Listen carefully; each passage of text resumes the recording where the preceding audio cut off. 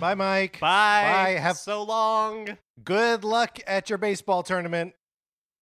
Happy we could help you save your uncle. Yeah, so man, what a relief, what a weekend. Yeah, let's just close the hatch here to the sub-C, and we can kind of settle in for a long trip back. Because I think we just let Mike off land in Seattle, which means we now have to make our way back to the NCS recording studios in Los Angeles in order to record our episode, our 747th episode. Yeah, and I know generally what direction Los Angeles is in.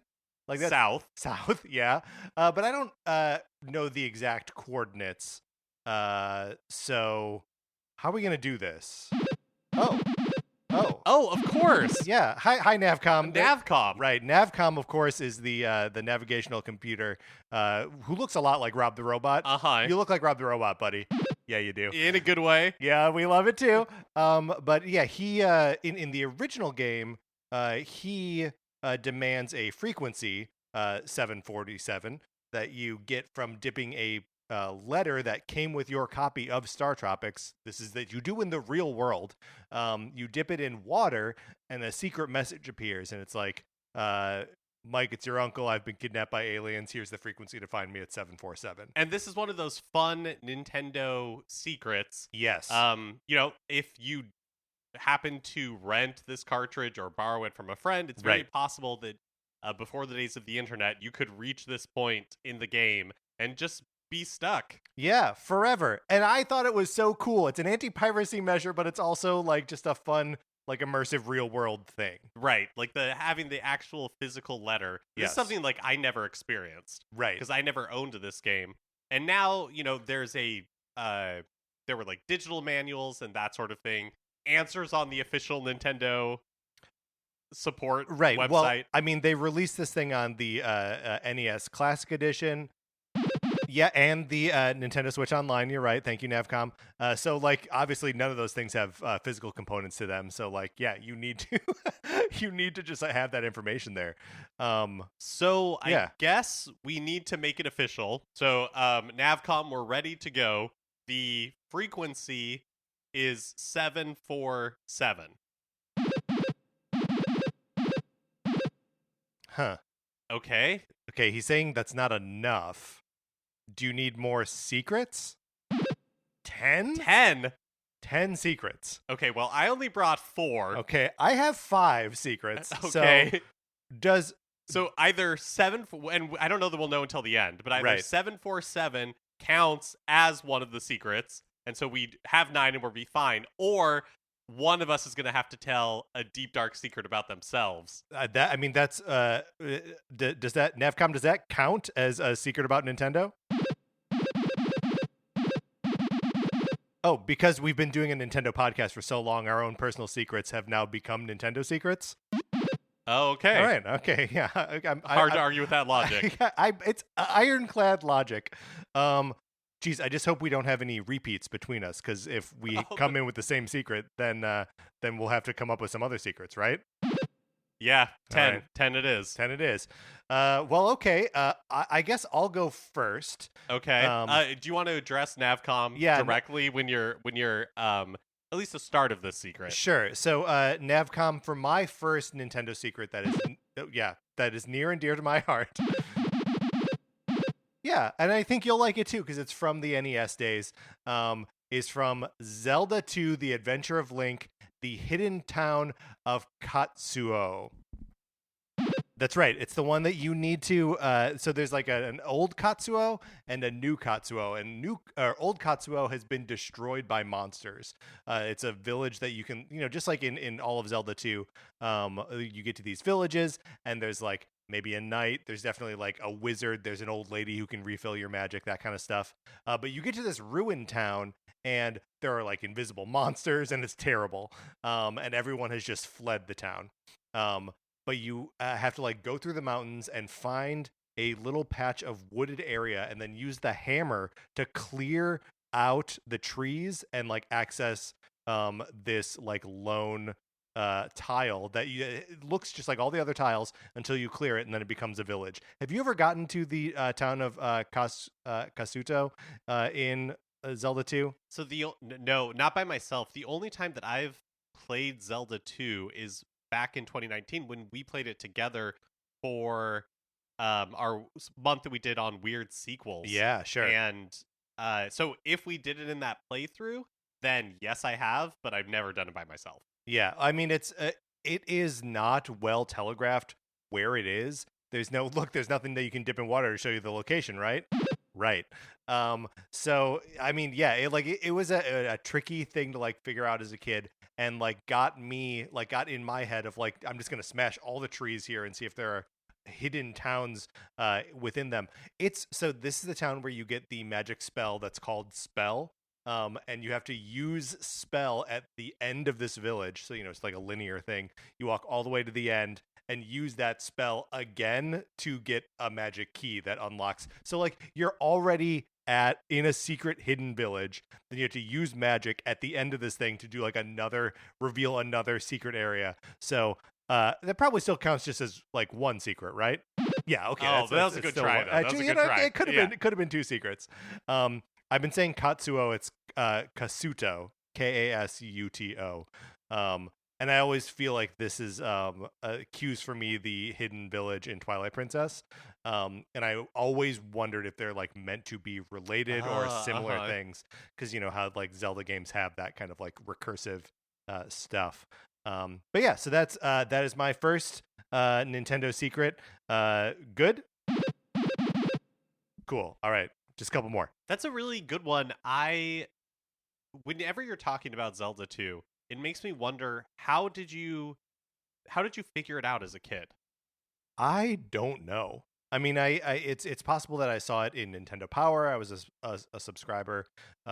It's possible that like a friend showed me, but how did that friend find it? I genuinely don't know how I found that secret. Yeah, I feel like there are a lot of my early video game memories where somebody showed me how to obtain this secret thing. Yes. And it's like, I don't know how they figured it out in the first place.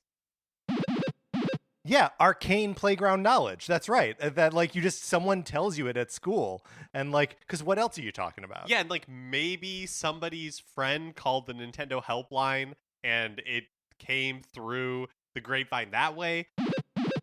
He's right. No one actually did that. They must have. They kept it around. I saw it in The Wizard. Yeah, that's a great point. Jenny Lewis calls, gets all the tricks. But also, like, I never had Nintendo Power, but it's possible that, or somebody bought a guide or something like that. You know what I mean? Yeah, I don't remember there being a guide for Zelda 2, but like, it was definitely featured in Nintendo Power.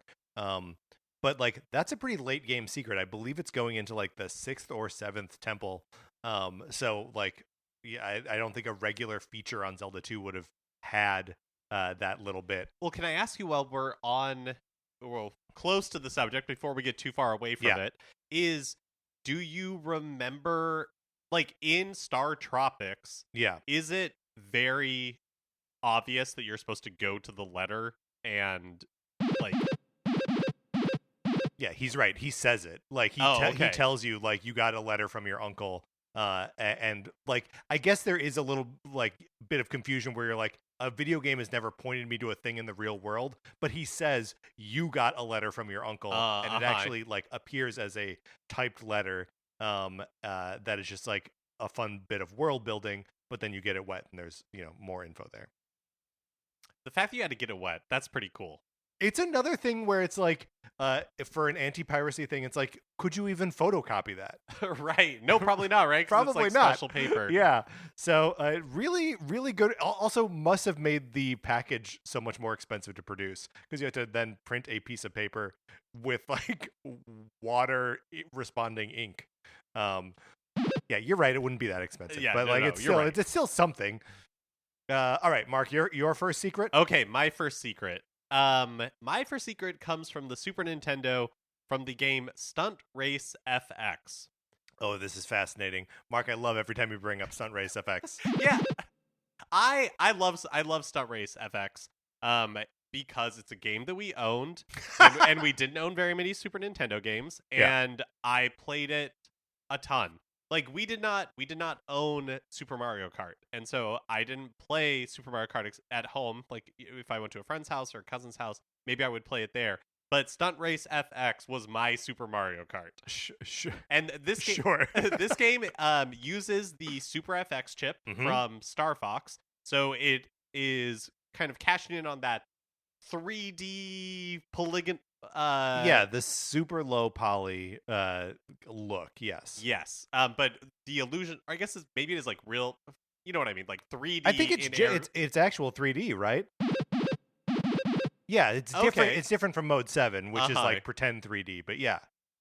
So it's a racer that uses the Super FX chip, and it features anthropomorphic cars that have like googly eyes. And there's like a coupe, like a little yellow coupe. There's like a big truck. Like there are a number of different cars that you can choose from. But there's no like drivers. It is the cars themselves. And yeah, there's nothing wrong with that, Nav-Com. The vehicle can drive itself. That's what we got. Yeah, it's fine. Absolutely. And because it is the Super FX chip, there are a couple of times that R-Wings show up in the game. Sure. R-Wings being the ships that kind of look like X-Wings, but they are from the Star Fox franchise. Yeah, fair point. It's definitely not close enough to be copyright infringement. The R-Wing is its own discrete thing. It's its own thing. Yeah, I don't disagree.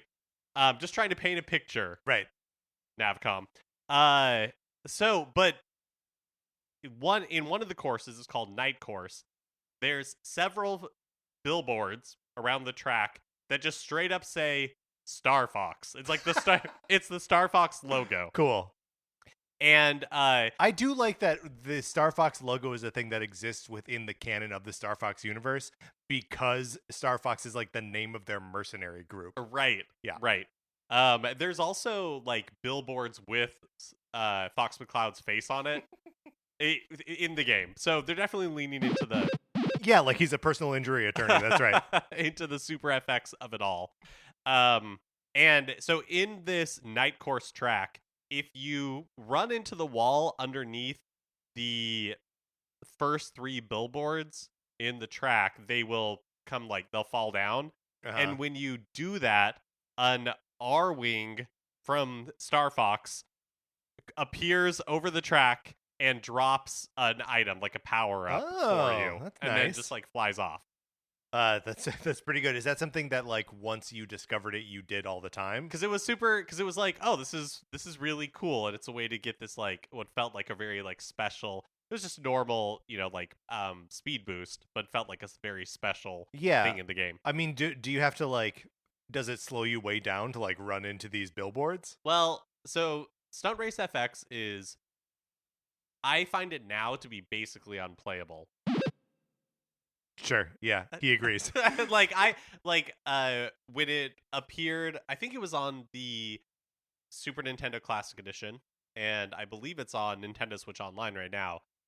Going back to it, I could not understand how I ever was able to control these cars going at fast speeds. Right. It's very particular, and the physics of it are very particular. It doesn't hold up in the same way that Star Fox does. Definitely not. Yeah. Definitely not.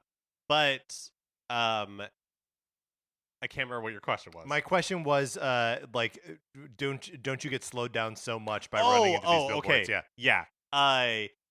Running into things at high speeds is a recipe for disaster because your car can only take so much damage before you explode in a cartoony, your wheels shoot out in all directions and your googly eyes get all buggy. And so you have to do it at a very kind of slow speed. It definitely slows you down unless you're willing to take a lot of damage. Yeah, sure. But you would do it anyway because it was a fun secret. Yeah, totally. And again, I was spending hours and hours and hours in this game. So right, because it's a game you had. Exactly. So yes, I got very fast at certain tracks, but then also you just sometimes leisurely take your time running into walls, seeing what would happen. That's a good point. Why didn't they ever make another Stunt Race FX? Was it just they made Star Fox games until forever. But this one Super FX chip game, they were nah, forget it. We're done after one. I think it's like arms. You Sure. know, sometimes it's a solid outing. Stunt Race FX probably sold decently. Yeah. But I don't think there was enough love for it either within Nintendo or from audiences to like crave another one. What was that made by Nintendo internally, or was it a Rare game? I think it was made by Nintendo internally. Okay. All right. All right. So that is now another secret. Is that a good secret for you there, Nav-Com? Okay. Yeah. I think it's annoying that Nav-Com is not telling us if 747 counted as a secret, and so we don't know whether that's 2 secrets or 3 secrets. The printout just says ha ha ha. He's laughing at us now. Oh, Nav-Com. I don't appreciate that. Well, okay, I've got another secret here, and we're just going to stay. You mentioned Star Fox. Obviously, Star Fox was a big part of your Stunt Race FX one, and I want to talk about Star Fox 64, a game that I love, and to this day I view as like the platonic ideal of what Star Fox is, right? It has all these branching paths, and like all these reasons to like go back into play what is a relatively short campaign over and over again. And one of those things is that it will reward you with medals based on the number of like points you clear the level with. So when you kill one enemy by itself, you get 1 point. If you kill 2 enemies in one shot, you get a +1. So you get the 2 points for killing the 2 enemies, +1 is 3. You kill 3 enemies at once, you get the 3 points +2 or plus, whatever. There's this like multiplier effect. So it's all about like charging up shots, waiting for them to get in clusters, and then blowing them up. That's how you get these medals. I'm getting to it.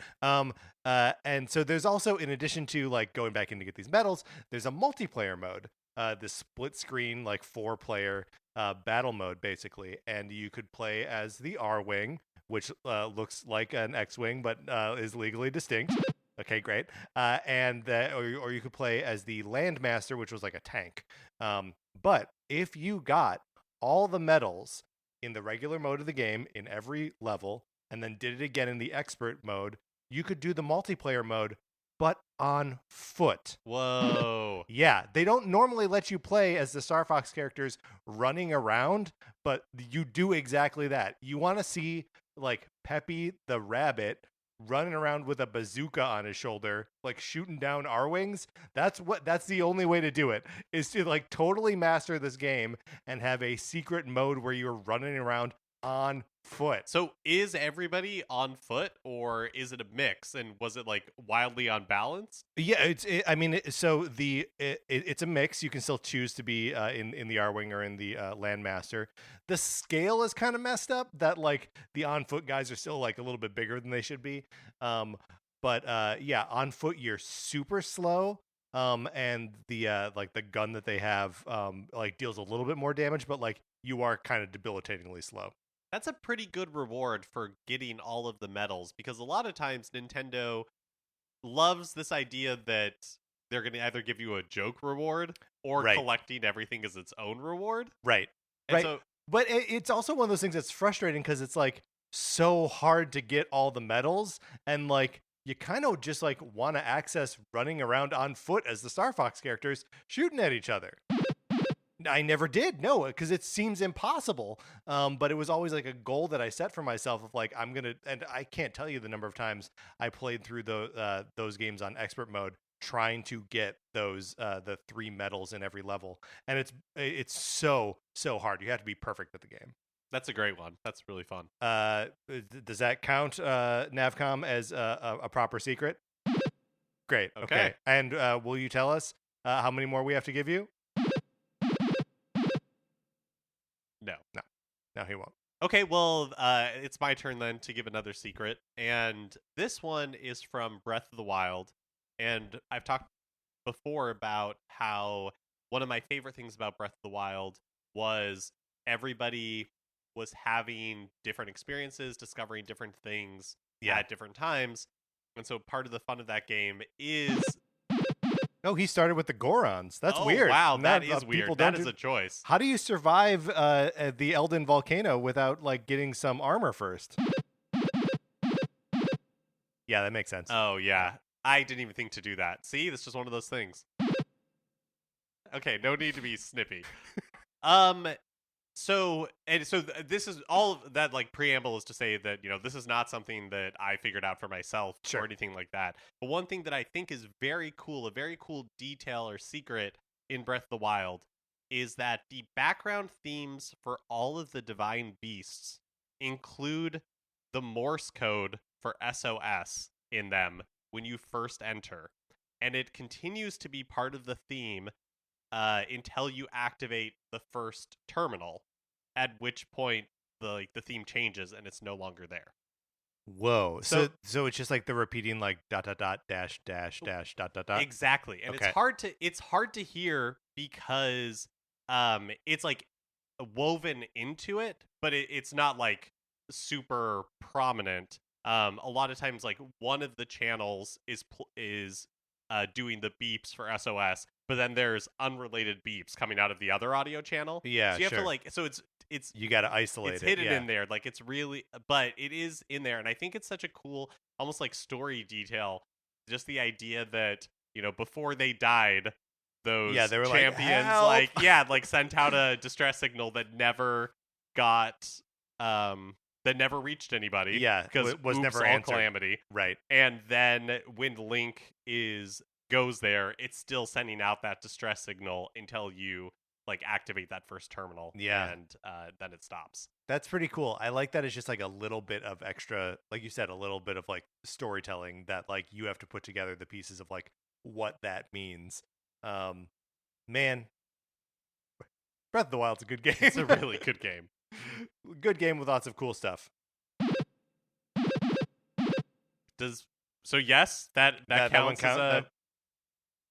Okay, great. Okay, yeah, good. Look, we spend. I mean, I don't know about you, Mark. I spend a fair amount of time looking at like things you still don't know about, like Breath of the Wild or whatever. So we could probably just tell him like a million secrets from Breath of the Wild and Tears of the Kingdom, and that would let us go, right?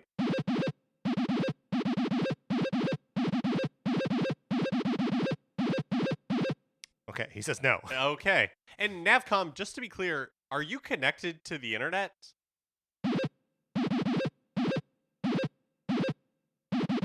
Just Facebook. It sounds like. Got it. I am so sorry, Nav-Com. But you got like GPS and stuff, right? Yeah. Okay. Great. Good. Okay.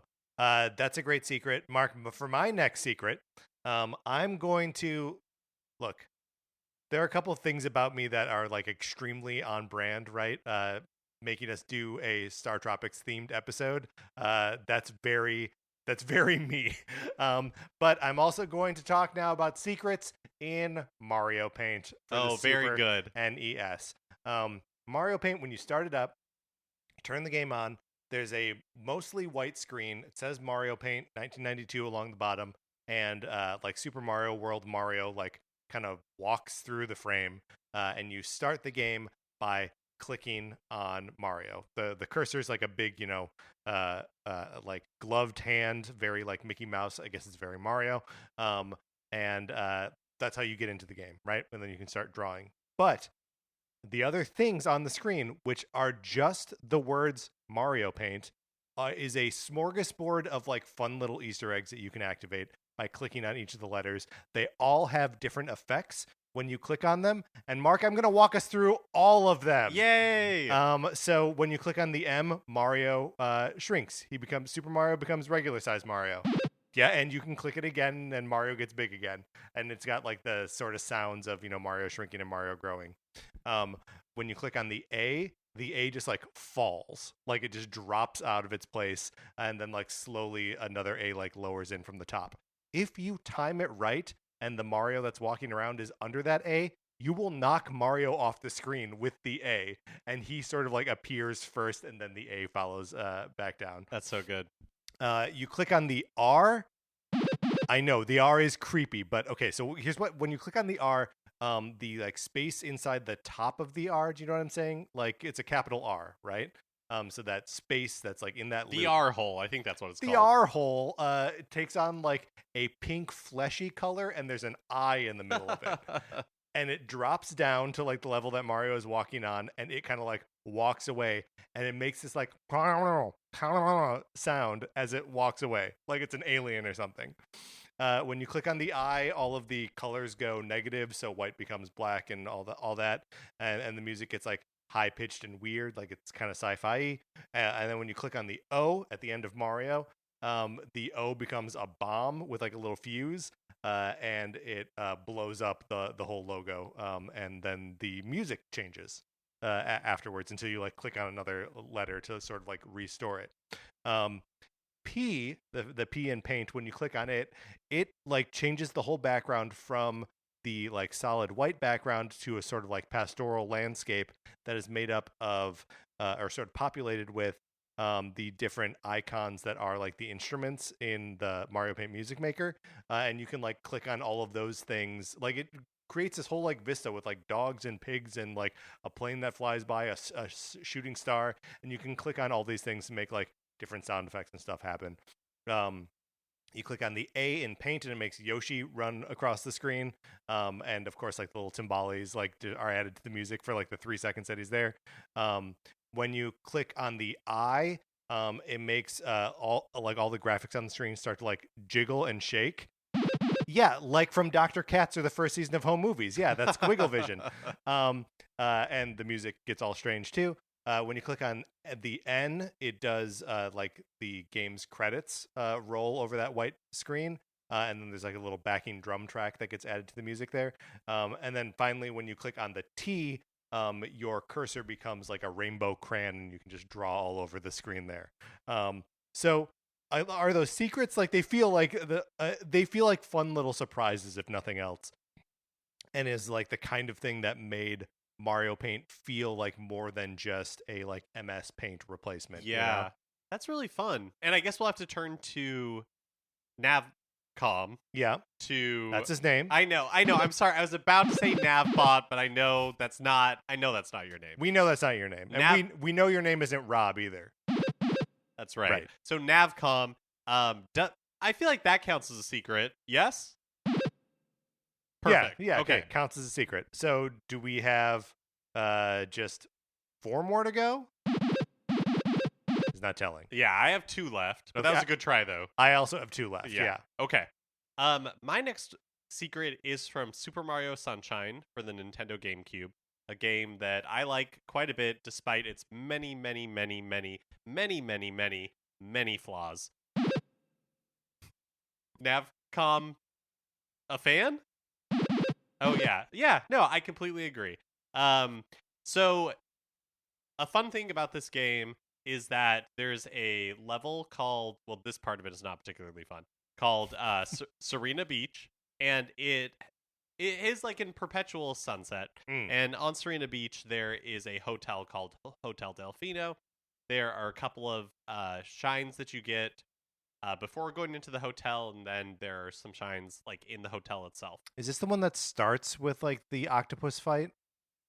I can't remember if my memories of this game are fuzzy. Yeah, I can't remember if it starts with an octopus fight. The part that the like kind of early level part that I remember of it is there's a bunch of like the paint or like goop or whatever it is. Yeah. All over the ground, and then there's a bunch of like shadows of squids that are like in it, and they like break apart and just get smaller and smaller. Okay. And so you're using Flood to try to like clear all the goop and clear all of the like squids out, basically. Oh, Nav-Com just assuring us that, well, we don't know whether or not Flood has a soul, that Nav-Com does have a soul. Well, I mean, no offense, Nav-Com, but like I don't know that I buy you saying you have a soul as definitive proof that you have a soul. Yeah, you might have just been programmed. It's not an argument. Whoa. Not even my mother calls me that. You take that back. I'm not getting in an argument with you now. I don't think it doesn't. It's not worth arguing with him. Okay, the important thing is that Serena Beach, from above, is shaped inarguably like a GameCube controller. Sure, but arguably is shaped as a GameCube controller that is plugged into a GameCube with like a GameCube mini disc on the side. And so, Patrick, I'll show you what I mean. I have a illustration here of like Yes. the map from above. So, say like the north at like the top of the screen there's like a fountain that has two mini fountains that act as like the buttons on a GameCube controller. Right. And then there is on the left-hand side like another fountain with a something in the center which acts as the analog stick. And then there is two like umbrellas at the bottom. Right, for like the C stick and the D-pad. Yeah. And then the hotel would be like the GameCube with the path running up it being the cord plugging into the GameCube. Sure. And then on the left-hand side you have like another little area that looks like a mini disc. So like an external disc drive for the GameCube? I'm imagining like a disc that has been removed from the GameCube because you have Super Mario Sunshine in there. Right. A game that you like keep returning to over and over again that you have to like pull out. Right, like Need for Speed 4 or whatever. Yeah, or Smash Brothers. Yeah, Smash Brothers. Right. So that's the secret here is just that like the layout of this level is an Easter egg that looks like the GameCube controller. Yes. And I mean there's just a lot of I think they were inspired by the fact that the code name for the GameCube was Dolphin. Yeah. Because Isle Delfino is shaped like a dolphin. There are a bunch of dolphins. Right. Like statues. There's dolphin art. Like Dolphin is all over in this game. Like GameCube is all over this game. Yeah, that's interesting that they don't like. That's not a thing I associate with like Nintendo doesn't do that a bunch where they're like, yeah, here's all the sort of like it's like the meta stuff, right? That's like made text in Sunshine. Like I was thinking about Astrobot, Astro's Playroom, which is a sort of pack-in experience with the PlayStation 5, which is like explicitly a celebration of PlayStation hardware, in that like you are collecting and unlocking different pieces of like old PlayStation consoles and peripherals and controllers and stuff like that you can then like visit in your like trophy room. And like I guess Nintendo does that with Smash to some extent, and I guess the WarioWare games. Maybe Nintendo does do it. I just need to recalibrate my thinking. But no, I agree with you. Like I don't think of Nintendo as being super self-referential. Right, unless that's like the point of the thing, right? Like Smash, the point of it is that sort of WarioWare is as well. Like occasionally it shows up in surprising ways. Yeah. That like I'm thinking of Super Mario Land 2 6 golden coins for the Game Boy, and there is an entire level that is like you're climbing on the N and B blocks, which were Nintendo's like take on Legos. Right. Yes. Back in like the 1960s. And that's the is that the Mario Zone? Yeah, it's in the Mario Zone. Yeah.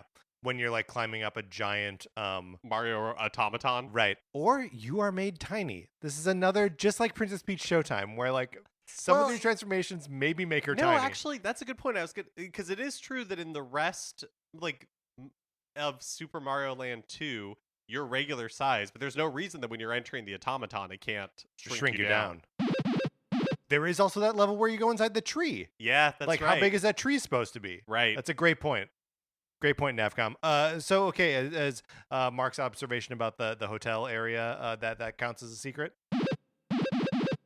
Okay. Great, cool. I've got another one here then that I think maybe only doesn't really count as a secret, but I think it does. It's something that I was not expecting that a game offered me that I was surprised and delighted by, right? And so light spoilers for Pikmin 4 here. But obviously I am new to the Pikmin franchise. I very much enjoyed my experience with Pikmin 4. When you get to the point where you have rescued Olimar in Pikmin 4, you can then play a like brand new mode in the game that is telling Olimar's story of him getting stranded on this planet. And that is basically a recreation of the mechanics of Pikmin 1, where you have 10 days in order to find, a certain number of ship parts. And like that's the restricting factor. It kind of like puts the pressure on you in a way that the base game doesn't do. But you revisit all of the worlds that you played through as your custom character. But the things are in different places, and instead of having your dog Ochi, you're riding around on Moss. And it's just like a super fun, amazing surprise that the game is like, now here's like a sort of sideways take on the whole game that you've just played, but sort of through the prism of the original Pikmin. That is really fun. And was one of the like when I first encountered it, I was like, oh no, this is gonna be so hard. How am I gonna do this? And then like I played it and it was fine. And I even had entire days left that I could have burned. But yeah, it was just like a super fun and rewarding experience, and was the thing that made me go, because in reading about it, it was like, this is like Pikmin 1, and that's what made me go, okay, I just have to get all these things. And yeah, just absolutely loved it. I haven't played Pikmin 4, but I do get in my Instagram algorithm Pikmin memes a lot, and Moss is a favorite subject of Pikmin memes. And in the memes, Moss has a lot of attitude. Yeah. And is that from the game, or do people just really like Moss, and so they...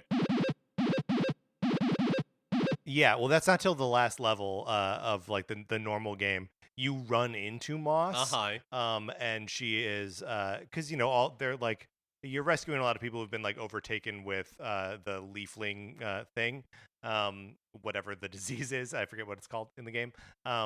And so she is working for like the leafed up Olimar. And so while you are dragging things back to your ship for like parts and what have you, she will like scare away your Pikmin and start to drag things back to her base.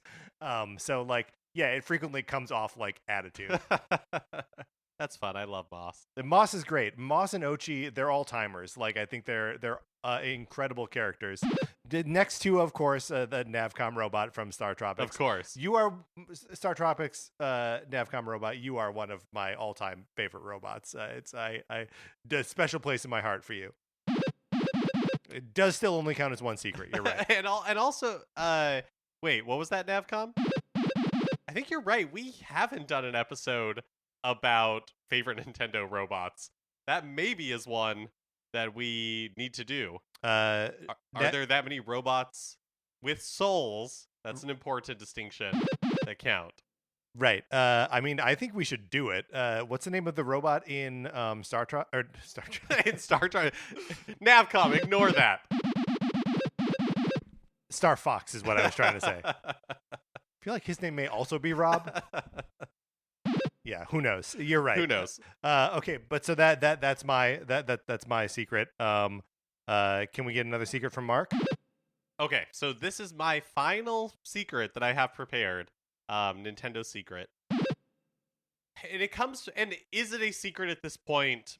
No. I think everybody, unless you are a small child experiencing it for the first time, which it could be true for a lot of small children, is not a secret.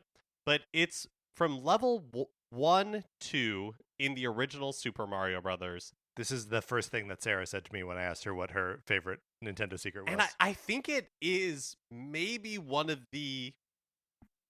I mean, maybe it's just the best video game secret of all time. It's foundational, right?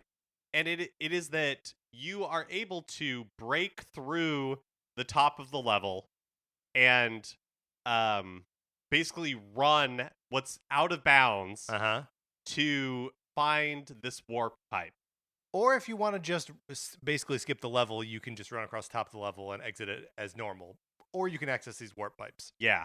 But the fact that you are able to break through the top, kind of like run up where the heads-up display is, and you can, like that, it feels so transgressive and cool.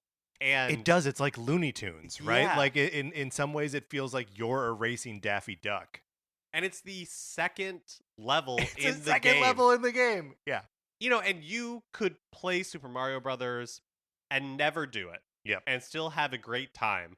But it's like one of those things where I I don't know how I learned about it. I'm sure that I did not. I was so young, like I was more watching my mom and my siblings play video games than I was playing them myself. So I don't know where I first encountered this, but just but I remember seeing it and just thinking it was just so completely cool. It is a good accessibility thing too, because like you can warp ahead to these like tougher levels. I think it's like 2, 3, and 4, right, that you get to choose from.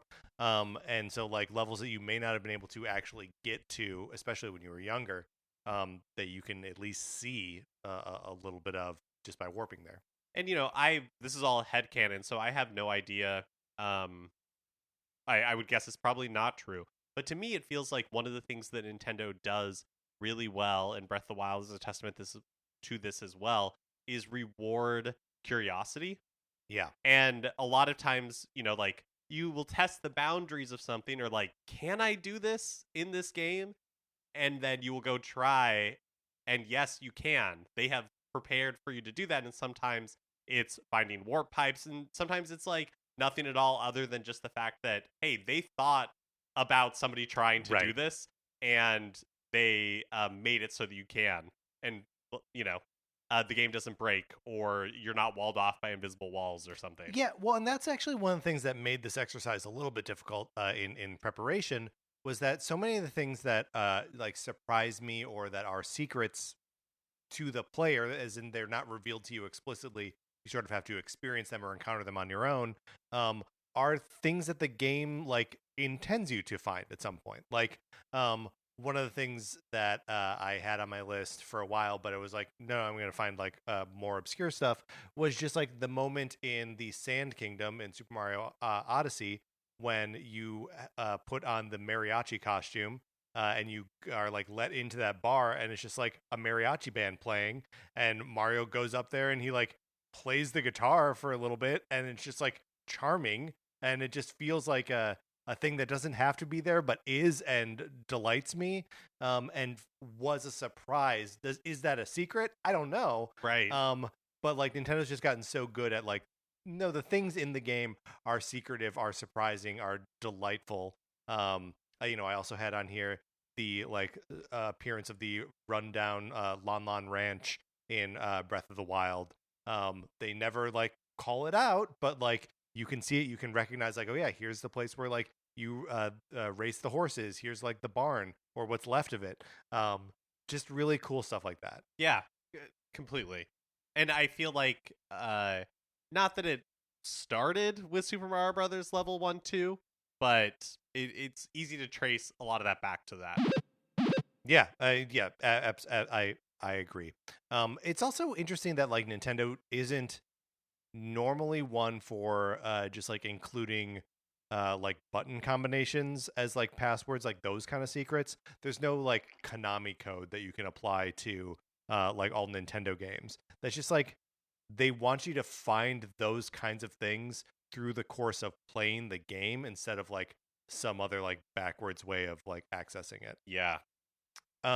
Speaking of backwards way of accessing things, you're out of secrets at this point? I'm out of secrets. So okay, so hopefully this is our last one. We won't say. I'm still not saying. Okay. So for my final secret, we've mentioned this machine a couple times already, but the NES Classic Edition and the Famicom Classic Edition are amazing little machines that were impossible to find when they came out. But it's an NES loaded with like 30 games, and one controller. You could buy a second controller until they sold out, which took 4 seconds because every store got 3 of them. Anyway, they are exciting little machines because they are cool, but also because they're imminently hackable. But when you like get into the like hacking mode and you're actually like in there to like mess with its guts, there's a little message tucked away in there that displays when it senses that you're doing this. And the message reads, quote, "This is the Hanafuda captain speaking. Launching emulation in 3.2.1. Many efforts, tears, and countless hours have been put into this jewel. So please keep this place tidied up and don't break anything. Cheers, the Hanafuda captain. So good. It's so like they're like, look, we know we can't we can't stop you from doing this. But like keep everything neat and tidy here. Don't ruin. We put together a great little list of games for you to play. We understand you're gonna muck around with it, but like please, we worked so hard on this. Yeah, just like a heartfelt little plea from this enigmatic Hanafuda captain. That's so good. It's so good. And it feels like very Nintendo in the same way that, because I feel like Nintendo is sincere. Yes. You know, and so I feel like that is that's the image that they have cultivated very well. Yeah, look, we know we walk a weird fine line with this show where it's are we like worshiping a company that has more money than any other company in Japan? Sure. But it's something that makes us happy. No, it's something that makes us happy. And we perceive sincerity. Yeah, from this giant corporation. Right. But I do think that is one of the things that is appealing about them. I agree. And so it feels it feels human as well. Like having those sorts of like messages in there. Yeah. And it's again just going back to that attention to detail that we talked about. There's no reason you have to put that in there. Nobody, there probably wasn't like, a Jira ticket on somebody's Kanban board, to like put a secret message. Right. Actually, and if there was, either way, I'm fine with that. Yeah, I mean, absolutely. If someone was like, we need to, we've made the corporate decision to put more personality in this device. Like the trick works on me, right? Yeah. You signed up to buy everything this company. Yes, I did. Of course. And I'm doing it even though I didn't sign up. Yeah, I was going to ask like why it seems like you've just been doing it too. Well, I didn't. You didn't buy the I didn't buy the Joy-Con. Right. Or any amiibo. Yeah. But why start now? Hey, great point. Not an amiibo collector? Evidently like not. Not even like the soft like Yarn Yoshi ones. Doesn't like the direction of the series after Super Mario World 2. Not even Rob the Robot? Oh, Mark, you got him. Oh, yeah, you got him real worked that up was now. egg on my face. He's really upset. Okay, well then I am hesitant to ask then if we did it, if we reached the 10 secrets that you need in order to return us to Los Angeles. Okay, he's calculating. Okay. Paper is printing out.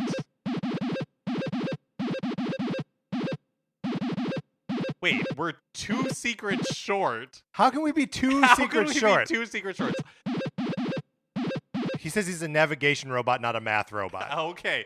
All right. Okay, so we got to come up with 2 secrets. Okay. All right. I'm okay, here's one. This is me. This is a me secret. I hadn't seen Godfather 2 I hadn't seen any Godfather movie until recently. I watched Godfather 1 and liked it a lot. Uh-huh. I couldn't get through Godfather 2. I don't think it's a very good movie. Hey, I'm just bearing my truth here. But does that count as a secret? I mean, I think does it count as a secret? Yeah, okay, that counts as a secret. Okay. Well, I mean, can I share the same or a related secret? It's got to be something different. Come on, let me do just do it. We'll see. We'll see if it counts. I've never seen any of the Godfather movies ever in my life. Oh, so now you're a film expert. Yeah, I look, buddy. There's a lot of movies out there. Not everybody has time to see all of them. Right. Well, and also like the first 2 like came out when well before I was tuned into movies, like, and I know that there's good stuff that happened before I was born. Whatever. Look. You know what? I feel whether that counts as a secret or not. You know what? I'm glad you told me. Okay, listen, Nav-Com, I said at the beginning of this that I really liked you, that you're one of my favorite Nintendo robots, but this is going to be a bit much. Mark, we know the direction south, right? We can just sail south of here. Yeah. No, I don't think we need you, Nav-Com. No, Nav-Com, you're not going to bully us anymore. Oh, that's it. Mark, open the hatch. I'm throwing this guy out. I'm doing it. I'm unlocking the air seal. Oh, he is not happy. So long, Nav-Com. Okay. Keys. That's going to do it for this episode of Nintendo Cartridge Society. Thank you so much for listening. Anthony DeLuca made our logo. Our theme music is provided by 8-Bit Betty. You can get more of his music by going to 8bitbetty.com or by listening right now. For my co-host, Mark Mitchell, this is Patrick Ellers. Oh, Nav-Com, you're back. Will you take us to LA now? Oh, thank God.